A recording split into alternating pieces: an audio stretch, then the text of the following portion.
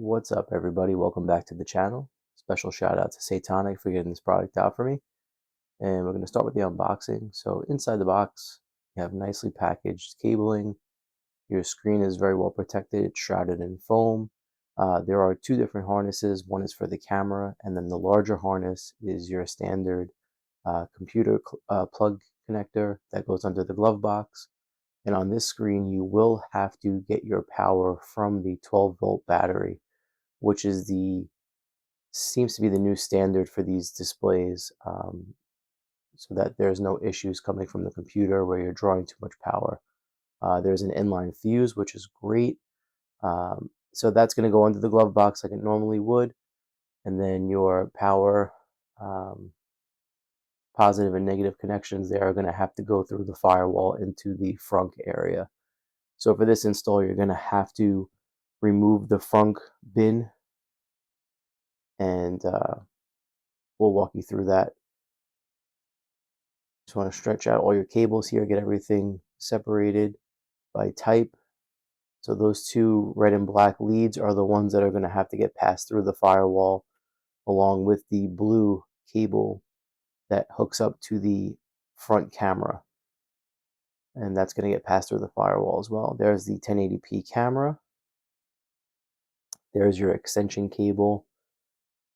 And that blue cable, well, the blue tipped cable, is going to be what gets passed through the firewall and connect to the camera up on the front bumper. So we're going to head outside the front now and remove it. All right, the front removal is pretty simple. There are a total of 7 bolts that you're going to have to remove with a 10mm socket. And you start here. Doesn't matter which one you start with. You can hand loosen them once you get the initial torque removed. And you can go ahead and unscrew these 6 bolts. You can leave the toe connector in place. You don't have to remove that. The one thing you will have to remove is the emergency release button panel.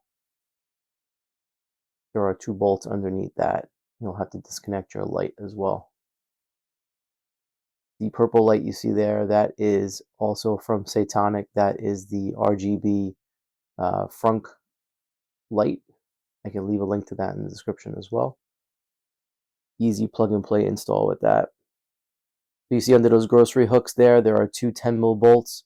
They're a little difficult to get to. The easiest way I found is to take the socket off of the wrench and just hand spin it to get it loose. If you have a magnetized socket, that helps. They're not going to get stuck in there. Even if they're loose and out, once you pull the frunk up, they'll end up coming out anyway. So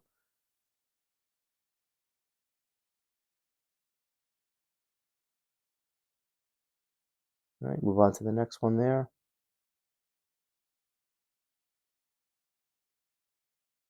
If you have a socket wrench like I have here that has the articulating head, it helps a little bit because you can kind of do like a close quarters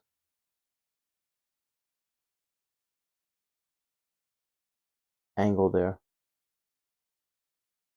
And you can throw all the bolts into the frunk itself. It's a great storage spot for them. All right, we're going to remove the battery cover and the air vent cover. Okay, there's another bolt under there, right next to where you fill your windshield wiper fluid. And just be careful with this one. Make sure you have a hand on that socket, because if that bolt falls down into the front cavity, if you're lucky, it'll hit the ground. If not, you're going to have to go fishing for it and find it. So just make sure you keep a hand on that while you're removing that one. You can use an impact wrench here. It's kind of overkill. A drill with a 10mm socket attachment would be fine too. Just low power. You don't want to drop these bolts into the cavity there. All right, so you got those are out, and now you're going to pull up on the air intake. You see those white clips? Just pull up on them straight up. They're just in by compression fitting. Okay, and you can put that into the front as well. Now we're going to go ahead and remove the emergency release button panel. And you could disregard the extra light. I have a power frunk, so there's a little bit of extra wiring here, but essentially what you're going to do is just remove the power cable from the button, which I'm doing here. Just remove that, pull it out, and you could put that panel right in. And the last two bolts are right underneath that panel, the two 10 mil bolts.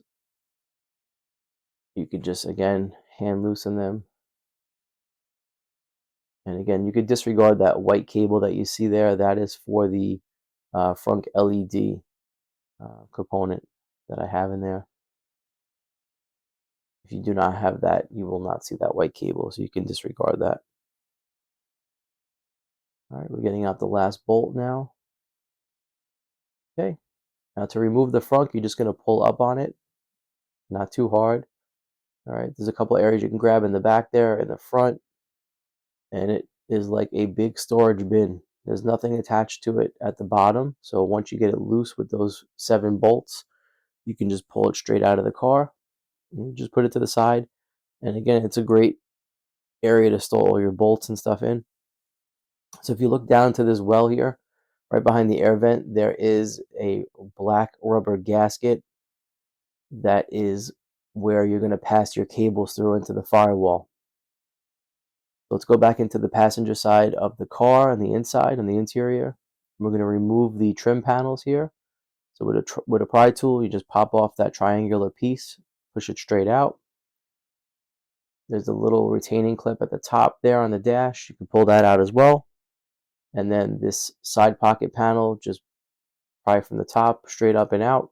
There is one push fastener here. It's larger than the other ones. And again, always use the cup holder for your push pins.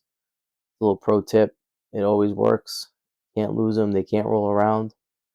Those two little dongles there are the Nginx connectors I have. I'm doing another video on those. Your car will not have those. All right, for the panel here, you're going to pull up and pull it out, straight out towards the back of the car. You're going to put that to the side. All right, now we have clean access. So we're going to go under the carpet here just for a quicker look. But you could see getting through the firewall.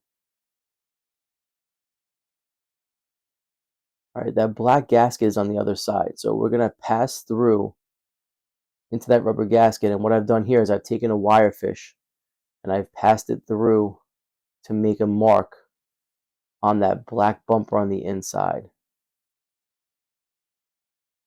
And now I'm going to try and snake this through here just so it's not sticking out. And that's where I'm going to get my cables pulled through from the interior of the car out into the front basin here. And we're going to run the wires up from the bumper, connect those there as well for the camera, and we're going to fish the power lines and the camera lines onto that fish line. So we'll start with getting the camera hooked up. You're going to take that blue tipped connector.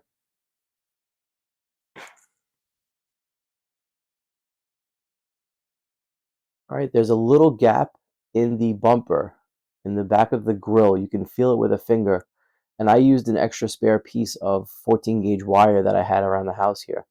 And you can just push that straight through. You just press it with your finger to make a little space. And you should be able to get that fish right through. It's not too tight of a gap. Now what we're going to do is we're going to take the actual camera and we're going to connect the wire that's leading off of the camera. Just take some electrical tape. You can attach it to the end of your fishing wire there. Make sure you put tape on both ends. Don't just put a little piece. You want to have it so that if it gets pulled and it gets stuck, it will create a tension fit and you won't lose the wire inside the bumper somewhere. All right, so once you get that taped up, make sure it's a tight fit. You give it a little press. All right, I might have done a little too much taping here, but I wasn't sure how tight of a fit it was. So if you're like me and you're OCD, you should be good. All right, so you're going to just pull that wire fish through the bumper from the front side. You're going to pull that wire into the front cabin or the front area. And you see the camera lines right up into the bumper there. And now that tape is in there. You can go ahead and mount the camera. You can do this later if you'd like, but I just put it in the video now. I'm using here 70% isopropyl alcohol just to clean the area. There is double-sided sticky tape that comes with the camera.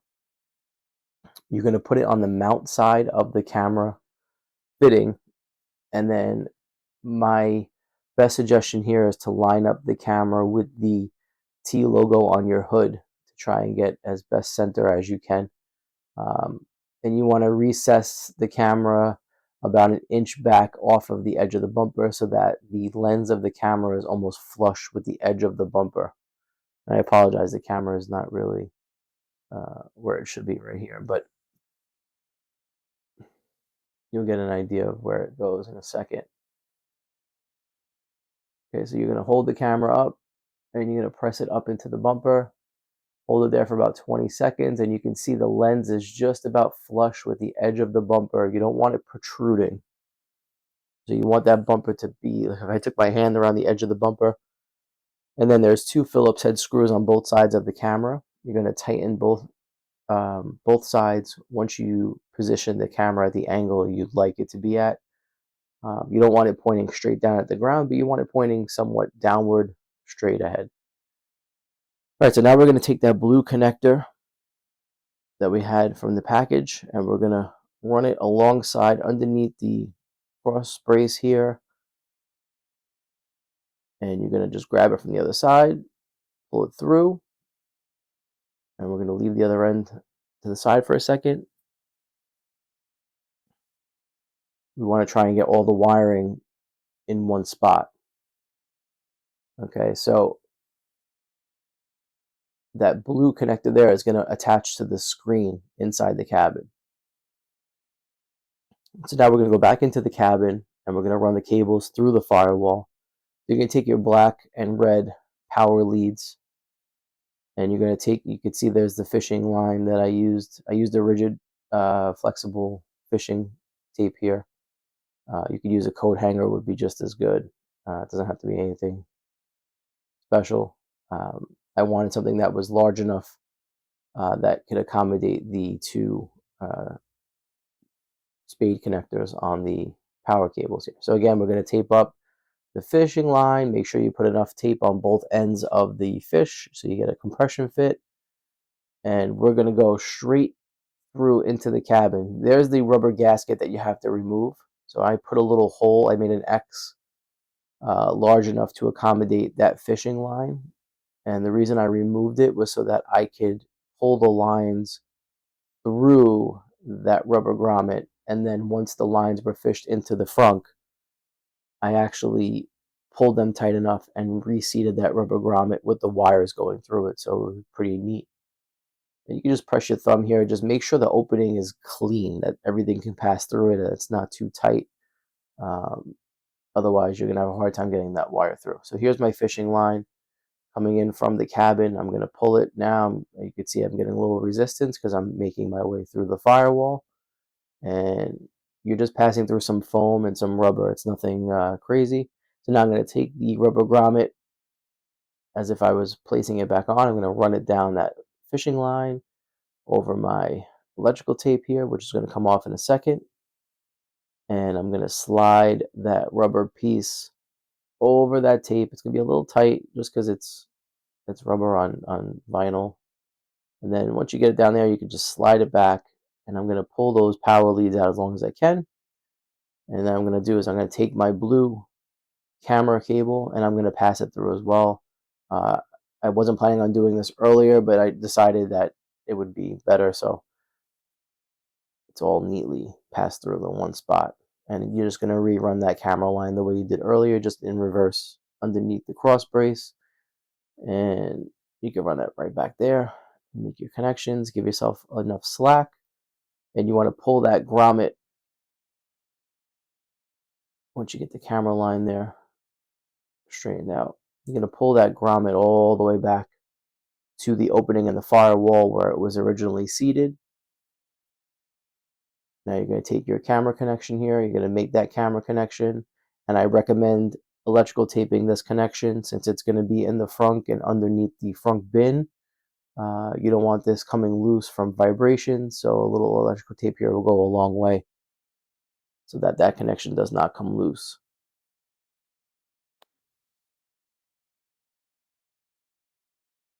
All right, I'm going to go back and take my rubber grommet.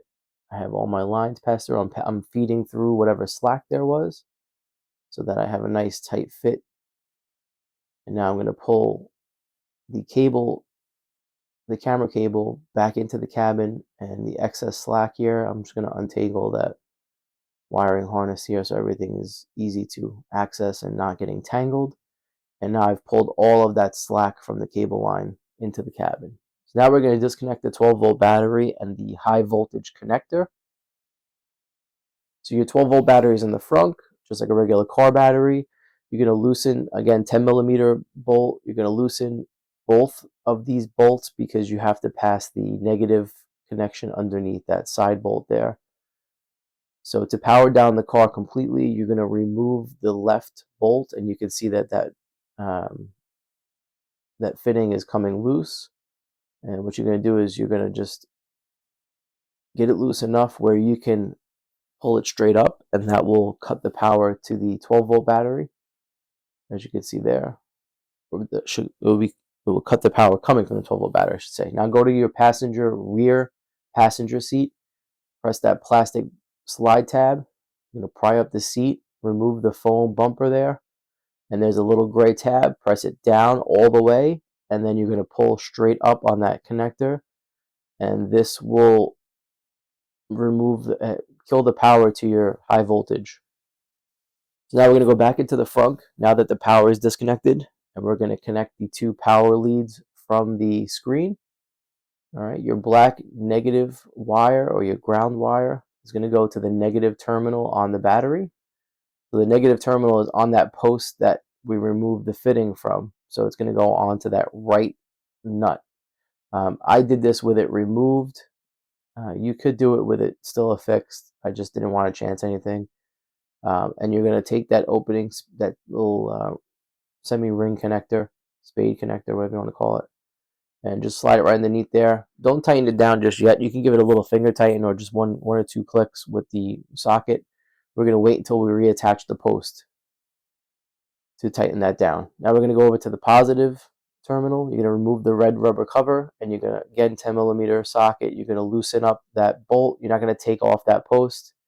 You're going to take your red positive lead, and you're going to, again, the same way you did the negative, you're going to attach that spade connector. I had to come over the top with it, slightly off from the top, to get it to fit down. You may have better luck than I did, but either way, it's fine. You're going to get that power lead on. And again, nothing's live here because the battery is disconnected, so you're not going to get shocked or anything. Now, you can tighten this one down, and I recommend making sure it's very tight. You don't want that coming loose while you're driving, and then the screen goes off, and you have all kinds of issues. The recommended torque on the negative terminal is 6 nanometers if you're using a torque wrench. And the same applies to the positive terminal. So you can see I'm just kind of positioning it here as I tighten it so that it has a better fit. And you're going to have to, once you get this tightened down, you're going to have to take that red rubber cover, and you're going to have to place a little slit in the side. You can see I'm trying to press it down, it doesn't go. If you take your utility knife and just press it down into that rubber grommet, make a little slit, it'll just allow the end of that power line to fit. And you can see there that the battery cap goes right back on. Now your power is connected. Now what we're going to do is, now that we have the power positive and negative connected, we're going to reconnect our high voltage battery first. So you're going to put that gray connector, press it down. You should hear a clunk. And you're going to put the seat back. And now we're going to take the negative post and reconnect that. And we're going to tighten the left nut. And again, this one is recommended is 6 nanometers of torque if you're using a torque wrench. Just make sure this is nice and tight. And once you get that post back on and secured, then you can go back and tighten up your negative wiring connection.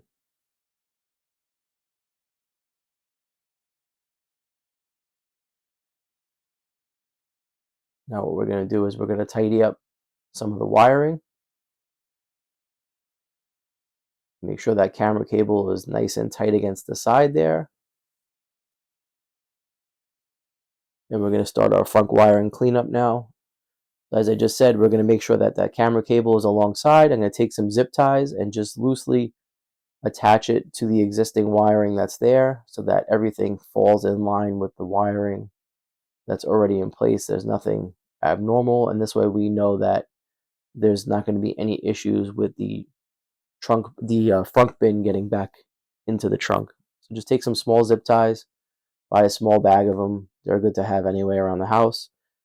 And I used 2 here on the side, and then I took 2 alongside the top here, and I just made those power lines. I attached them to the cross brace wiring. And again, this is all loose zip tying, nothing too tight. You just want to make sure that nothing's rattling. And then you go ahead and take the diagonals, and you're going to cut off the remaining plastic. Make sure you don't cut any wires. Make everything look nice and clean. And we're going to put one more right here from the battery terminal. You want to get these as tight as you can because, again, you don't want anything flapping around, and you don't want anything ending up moving where it shouldn't move as you're driving.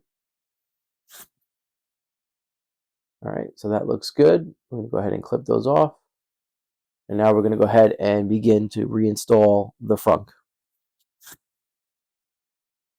Be very careful when you're doing this. There are 2 clips on the sides that are very, very, very delicate. You don't want to bang down or press down. Everything should kind of fall into where it belongs. And you want to make sure that your your emergency release button power is coming through that open panel there where you removed it earlier. And again, I have a lot of extra wiring because I have the power frunk and the LED. Yours is just going to be a slight, small lead that connects to that button. All right, and you're going to feel like the frunk should feel like it wants to fall in where it belongs. Just guide it in a little bit and use the bolt holes as references to make sure everything lines up. If you see those 4 bolts and then the 2 in where the grocery hooks are, if they line up, then you're good to go. But what I do here is I just hand tighten everything down just to get everything in place so it doesn't move. All right, so you have the 2 in the middle part there. There's the 2 that go underneath the emergency release panel. The 2 in the grocery hook compartments, and then you have the 1 there by the wiper fluid basin.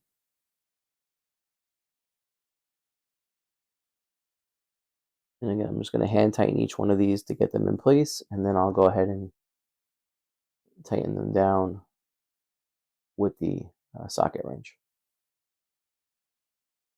All right, we're going to go back inside the cabin now, and we're going to break down the dashboard. Okay, you're going to do like you did earlier, pull off that triangular piece and the little retaining clip if you have an older car.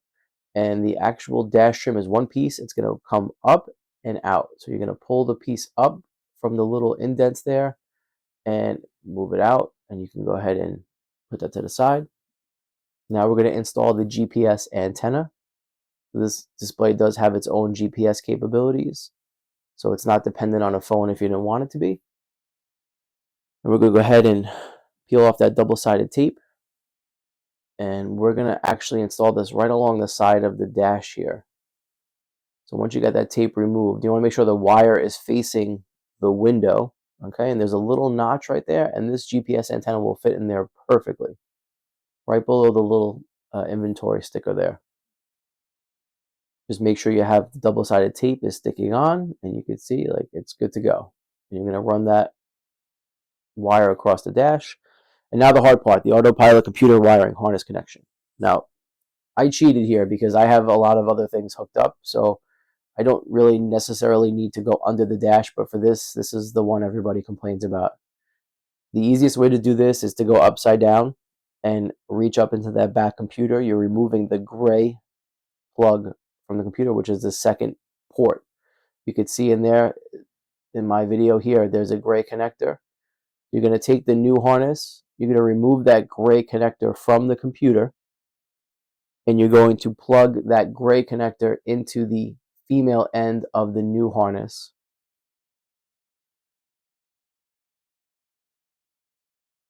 You'll see I'm removing the gray connector here from the existing accessories that I have installed.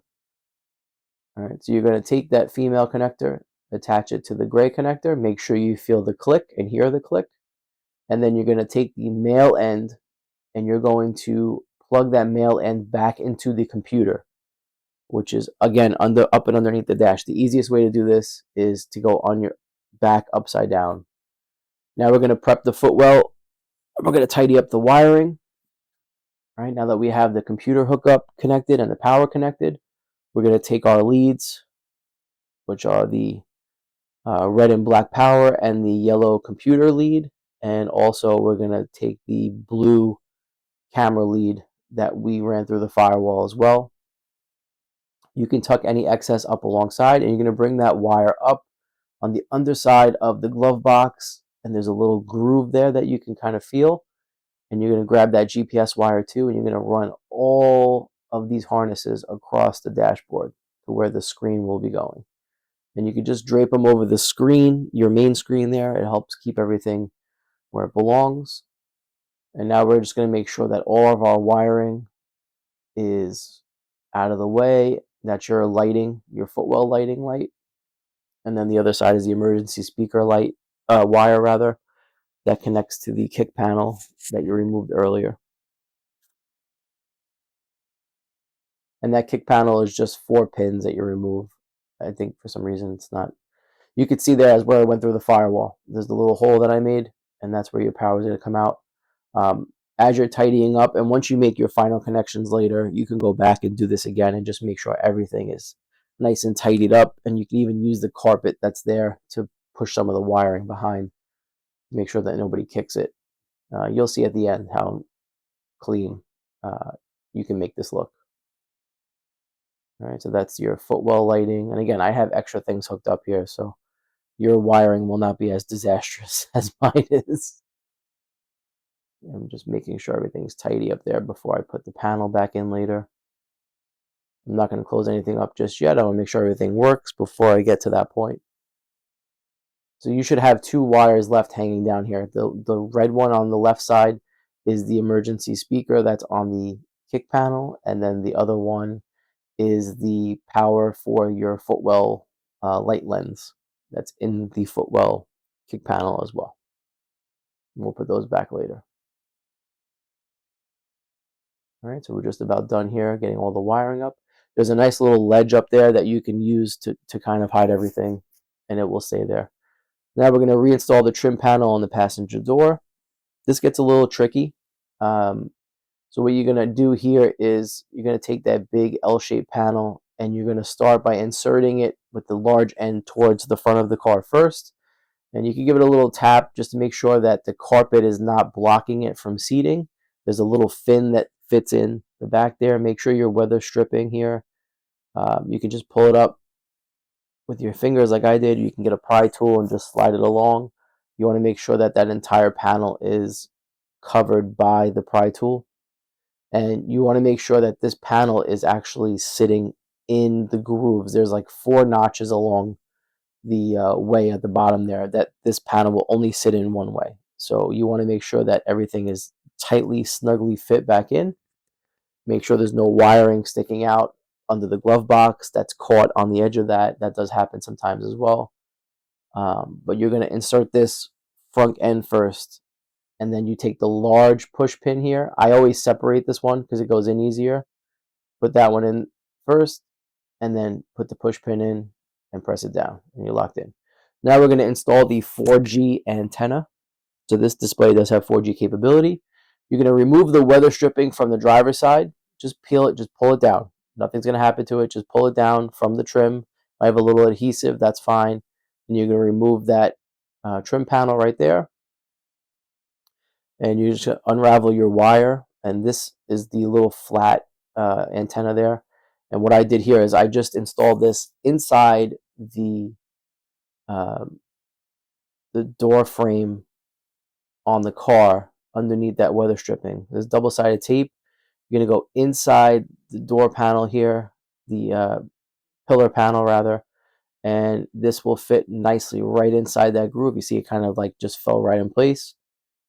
And you double-sided tape, press it up there, get it nice and adhesive. Then you're going to run that lead down the trim there, and you're going to loop it underneath the bottom there. It's open. You might have to pull it up a little bit just to get the wire underneath. And then once you get that wire underneath, you can go ahead and drape the excess over the side there. You're going to bunch it up. We can go ahead and reinstall that weather strip. There's only one way this goes back in, and you'll see there's a little channel right there. And this is all pressure fit. So just give it a good push up. I actually had this changed by mobile service a few times over the course of ownership because there was a defect with one of the ones I had. And just make sure everything's pushed back in place. It's not going to fall out. It's designed to be removed and replaced.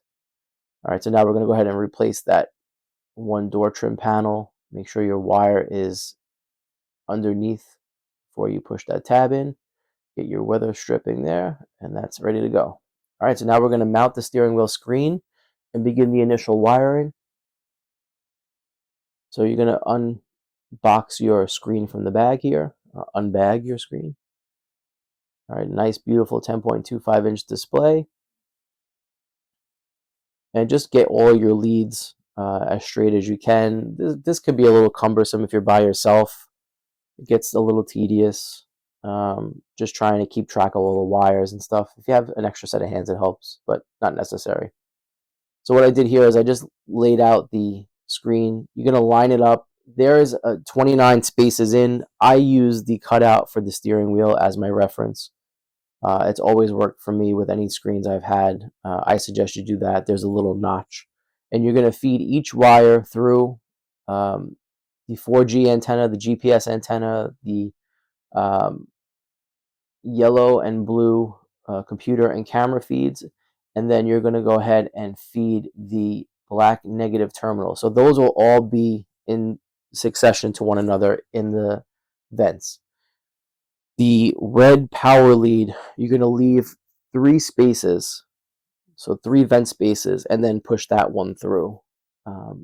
If you run them all through together, you won't be able to attach the screen correctly.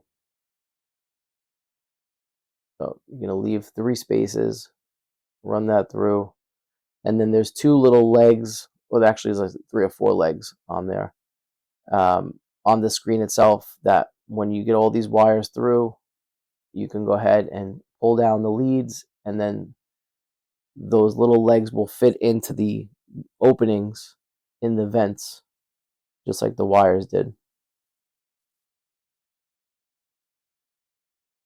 And then once you get those legs pushed through, and again, like I said, this is a little cumbersome. It gets a little tedious sometimes. Then once you get those legs to fit into the vent, you'll see it sits flush. And now we should be ready to begin installing the retaining bracket that's going to hold all those wires and the bracket and the screen itself in place.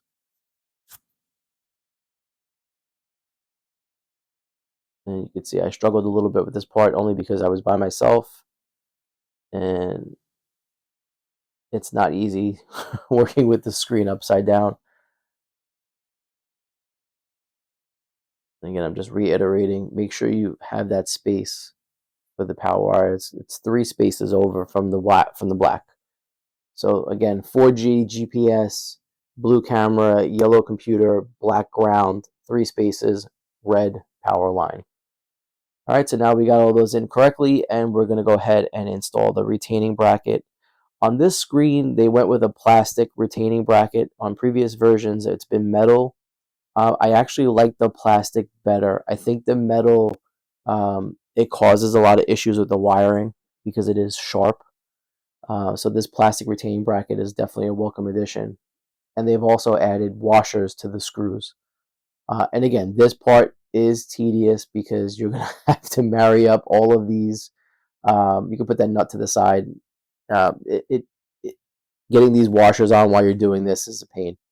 Again, there's my iFixit kit. I always recommend that in all my install videos. I'll leave a link to that in the description as well. And you're going to go ahead and put these little washers on the screws. And there are 6 screws in total. What I did here was I just started to hand tighten each one. And once I had all the screws in place, then what I did was I applied pressure on the screen to make sure that everything was secure. And you can see here that all the screws are lined up. You have all 6. And you're going to start from each end just to kind of get that screen to pull down tightly. And do not over tighten here. This plastic, you just want to get it hand tight as best as you can. And then what I recommend is once you've tightened all 6 down, just go back over each one and make sure that none of them popped up or that they became loose because the screen adjusted. You want to have a nice tight fit here so that your screen is not wobbling or moving around while you're driving. That's the last thing you want. I'm just making sure here everything is tightened down. And you can see the last one popped up a little bit. And now everything is nice and tight.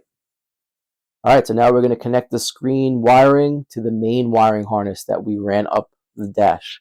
So the best way to do this is just prop your dash with the screen mounted up top like I have here, and we're going to match up each color. There's arrows on each barrel and each connector, so there's really no other way to connect these two. Make sure each fitting is pressed in. Now with these GPS and 4G connectors, they're a little tricky. You're just going to have to press them pretty firmly and they'll snap into place. They're a little different than the color ones. There's no arrow or anything. Just put them in. They're coax cable, so you just pop them in and they should snap when they make the connection. So we're going to take the yellow connection from the computer, and there's really no way to mess this up. Everything's color coordinated, makes things a lot easier. All right, then we're going to go to the black ground or negative. We're going to install that, push it together. And then finally, we're going to go ahead and connect our red connection. And once this connection is made, we should get power on the screen. Let's see. And we do. We have power. So our connections are good. This is the initial boot up screen. This does not happen after the first connection. And you see it says device is starting. We got our dash up and we're good to go. I recommend just electrical taping these wires together so that they don't bounce around. It also helps when you're doing final cable management just to kind of have everything in one straight harness. That's one thing I wish they would improve on is these harnesses, especially with these narrow channels in the dashboard.